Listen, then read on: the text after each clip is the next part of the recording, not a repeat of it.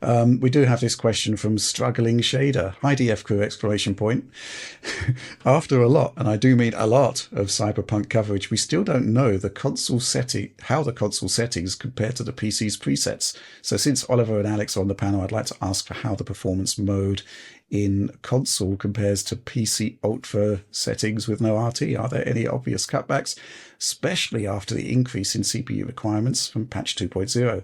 Also, has Cyberpunk 2077 overtaken Rise of the Tomb Raider as the most covered game in DF's history? If not, what are the most covered games in both minutes and number of pieces? I think Cyberpunk's probably up there at this point. Right. I'm going to take this question because a bit of an initiative that's happening behind the scenes at DF at the moment, which we haven't really talked about at all, but has been facilitated by the supporter program, is that we have a new background staff member contributor, let's say, who is actually working on a freelance basis simply to go back and look at the games where we never did console equivalent settings and actually deliver them. Mm-hmm. And we've got that happening with Cyberpunk. And we'll be doing some content with that soon. And I was going to see whether I could bring up the list. Yeah, I can.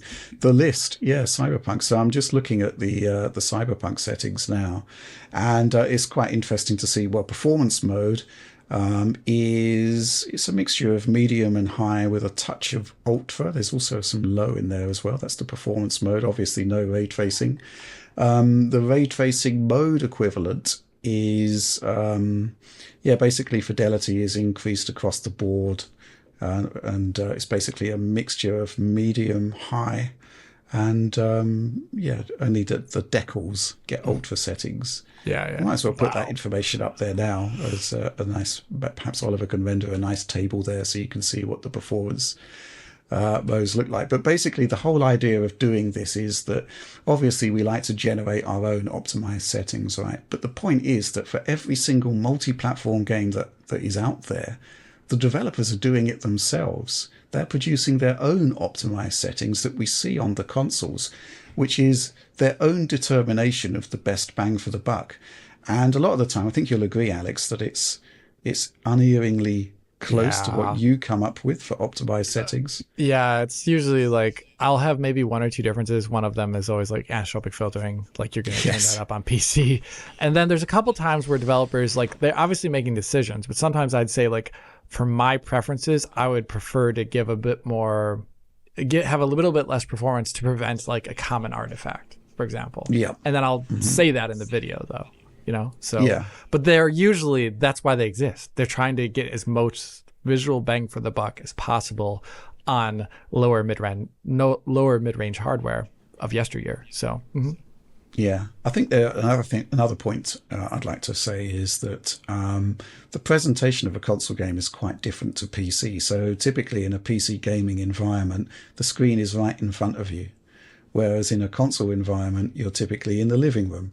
And this does mean that artifacts would be more noticeable on the PC side. Mm-hmm. So it kind of makes sense to actually improve fidelity just to eliminate some of the stuff that you can probably get away with on console.